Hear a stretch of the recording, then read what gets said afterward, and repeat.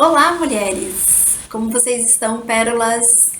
Vamos dar continuidade aos nossos estudos nessa nossa série sobre relacionamentos. E como é que estão os seus relacionamentos? Nessa nossa série que nós temos tratado sobre tantas coisas, você tem se identificado? Tem conseguido colocar em prática? Você tem visto mudança nos seus relacionamentos?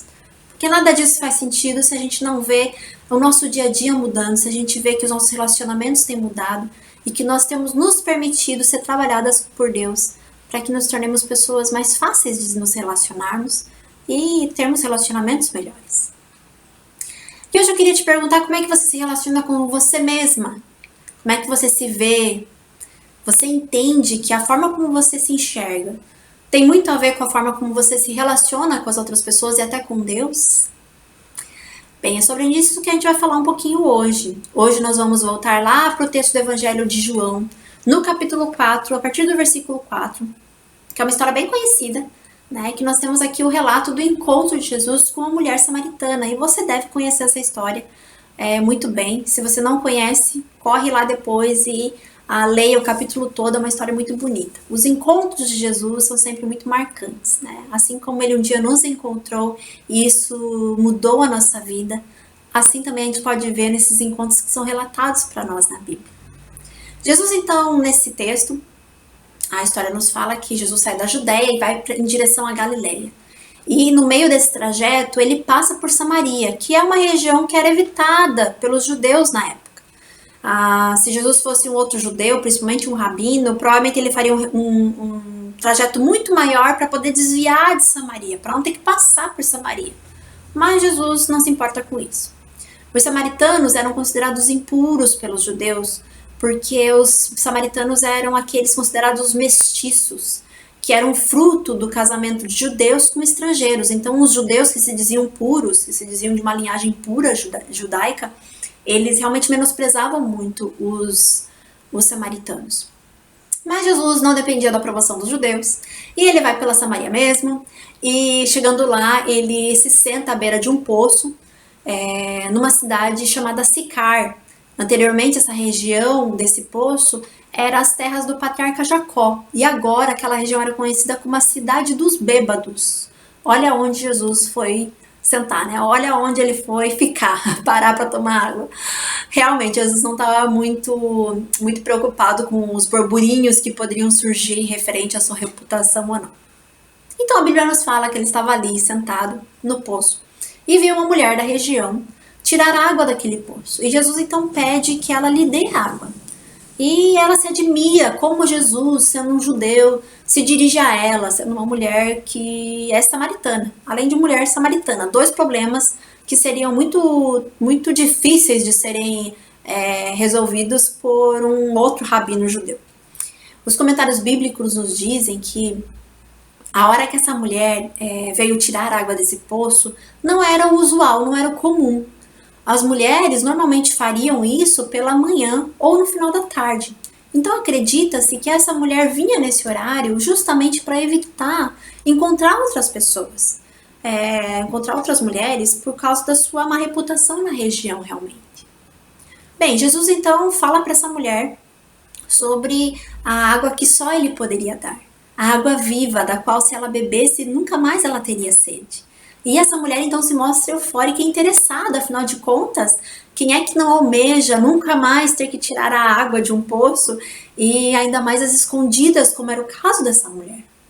E vocês se lembram então que após ela mostrar interesse, Jesus pede que ela busque o seu marido. E ela responde para Jesus que ela não tem um marido. E você lembra o que Jesus fala para essa mulher? Ele fala assim, realmente, você está certa. Você não tem marido, porque você já teve 5 maridos e o que você está agora não é seu marido. E diante dessa revelação que Jesus faz, então essa mulher entende que Jesus é um profeta, ela reconhece isso, mas em vez dela se focar nesse problema trazido por Jesus, ela então traz à tona um problema sobre o local de adoração correto. Qual era o local aceito por Deus? Porque os judeus e samaritanos tinham lugares distintos para adoração. E rolava então essa conversa de que quem está certo, os judeus ou os samaritanos? Onde realmente Deus está? Né? Onde os samaritanos vão adorar, onde os judeus vão adorar.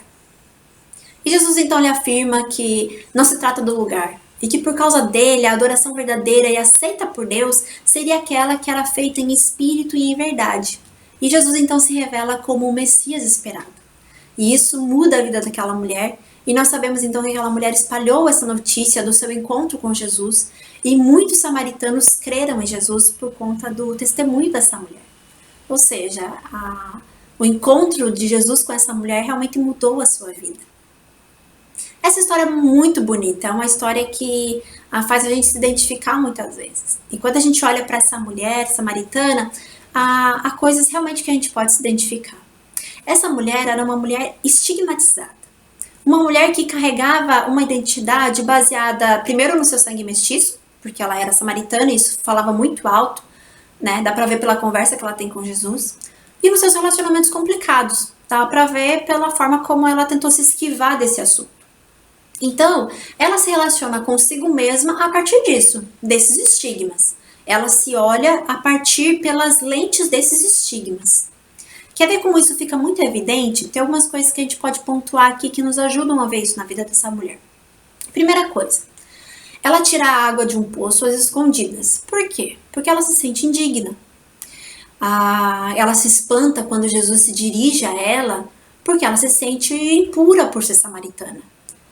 Ela se interessa pelo que Jesus lhe oferece, porque isso facilitaria a sua vida diante da sua má reputação. Afinal de contas, ela tinha que ir no horário incomum buscar água, porque as pessoas poderiam falar sobre a sua vida. Ela desvia a conversa sobre os seus maridos que Jesus traz à tona, porque tomada pelo seu senso de excluída e de ser uma mulher que tem talvez uma vida leviana, tenta trazer à tona algo então que pareça digno, puro e religioso. Então ela traz a questão da adoração e tenta esquecer do problema que foi levantado. Quando a gente junta tudo isso, a gente pode ver que tudo gira em torno dos estigmas. As marcas que essa mulher carregava, elas eram externalizadas na sua forma de se relacionar com as pessoas. Então, na conversa dela com Jesus, isso vem à tona o tempo todo. Então, na forma como ela se relacionava com as pessoas, com a vida e consigo mesma, passavam por essas lentes do estigma que ela carregava. E eu e você, a nossa identidade é marcada pelo quê? Será que nós temos estigmas que falam mais alto e que têm sido as lentes pelas quais a gente enxerga os nossos relacionamentos, a nossa vida e nós mesmas? A maneira como nós fazemos as coisas, lidamos com as pessoas e nos relacionamos com Deus é muito baseada na visão que nós temos sobre nós mesmas. E qual é essa visão que nós temos de nós mesmas? E eu não estou falando aqui, minhas irmãs, de autoestima, porque eu tenho a impressão, às vezes, que a autoestima parece que vai resolver todos os nossos conflitos internos. Na verdade, é isso que falam muito pra gente, né? Que se você tiver uma autoestima elevada, você não vai ter problema consigo mesma, você vai ser uma mulher vitoriosa em todos os sentidos da vida. Eu não acredito nisso, eu não acredito que isso seja verdade. Quando a gente olha para o Evangelho, o que a gente entende é que o que vai resolver os nossos conflitos internos é o nosso relacionamento com Deus. Só Deus tem condições de nos curar de fato de coisas que nos atrapalham, de coisas que nos marcam, de coisas que nos ferem e que nós tomamos como verdade. E Deus é o único que pode realmente tirar isso de nós. Tudo em nossa vida precisa girar em torno do que a gente recebeu de Deus e de como Ele nos ama, apesar das nossas marcas, apesar de quem nós fomos, apesar do que nós fizemos, apesar das nossas histórias. Jesus continua a nos oferecer, assim como Ele ofereceu para aquela mulher samaritana, água viva, para que a gente pare de ter sede de certas coisas. Deus quer nos oferecer um senso de sermos amadas por Ele, de tal forma que a gente não precise mais ter sede de ser vista, valorizada pelas pessoas, amadas pelas pessoas, reconhecida pelas outras pessoas. Quando nós entendemos que tudo que nós precisamos, nós temos no amor que Deus nos oferece, a gente para de lutar por essas coisas que não levam a nada na nossa vida. Elas são importantes, mas elas não são a base do que nós precisamos para a nossa vida. Outra coisa que essa mulher também nos ensina, no seu encontro com Jesus, é que a adoração aceita por Deus depende mais do nosso coração do que da nossa aparência. E a gente tem um problema com isso, principalmente nós que somos mulheres. Nós somos muito da estética, então a aparência muitas vezes pra gente esconde problemas que nós estamos passando. É por isso que a gente vê tanta gente sorrindo, mas quando você vai ver, a vida está destroçada. Quando Jesus fala sobre os maridos daquela mulher, é interessante porque ela reconhece que Jesus é um profeta, mas perceba que ela tenta desviar a atenção do seu problema, reconhecido e exposto por Jesus naquele momento. E como é que ela faz isso? O que ela usa como argumento? Ela usa uma pergunta religiosa sobre o lugar certo de adoração ou não. Porque é isso que nós fazemos. Nós usamos coisas religiosas para tirar o foco, tirar a atenção das questões, dos nossos pecados, das nossas falhas de caráter, de coisas que nós não queremos lidar. Então todas nós temos problemas. Nós lidamos com dificuldades, inveja, preguiça, maledicência, ingratidão, outras coisas. Mas para que as pessoas não vejam isso em nós e para que a gente não tenha que tratar essas coisas dentro do nosso coração, nós então vestimos roupas religiosas, nós temos um vocabulário religioso, nós frequentamos a igreja, mas há certas coisas dentro de nós que a gente simplesmente não quer mudar, porque a gente acha que ninguém está percebendo. O que eu e você temos disfarçado com a nossa aparência religiosa? Já parou para pensar nisso? O que a gente tenta disfarçar quando a gente quer provar para os outros que nós somos muito religiosas? Eu oro com certa frequência para que Deus me ajude a mudar certas coisas que Ele mostra no meu coração que precisam ser mudadas. E algumas são mais fáceis, outras a gente precisa lutar mais. Algumas demoram bastante tempo. Mas elas são preciosas quando elas são tiradas dentro de nós e nós podemos nos sentir livres dessas coisas. Nós precisamos tratar aquilo que Deus tem trazido ao nosso coração, para que nós possamos ter uma adoração verdadeira. Infelizmente, as nossas igrejas estão cheias de pessoas religiosas, mais amarguradas, rancorosas, maledicentes, mesquinhas, orgulhosas, ingratas, invejosas. E o triste é porque nós temos esses pecados dentro de nós e as pessoas percebem. As nossas dificuldades, os nossos traumas, as nossas marcas vêm à tona o tempo todo sobre os nossos relacionamentos e os nossos pecados acabam sendo mais vistos do que a graça que deveria sobrepor a eles. Eu te aconselho a ter uma conversa séria sobre você mesma com Deus hoje. Busque em seu coração o que precisa ser mudado. O que tem sido externalizado que denuncia as suas marcas e de que elas estão falando mais alto do que o amor de Deus na sua vida. Perceba os seus relacionamentos. Você entende que há coisas que sempre vêm à tona de alguma forma, marcas que você carrega, coisas que te falaram, dores que você tem, mágoas que você tem, isso tem vindo à tona com muita frequência.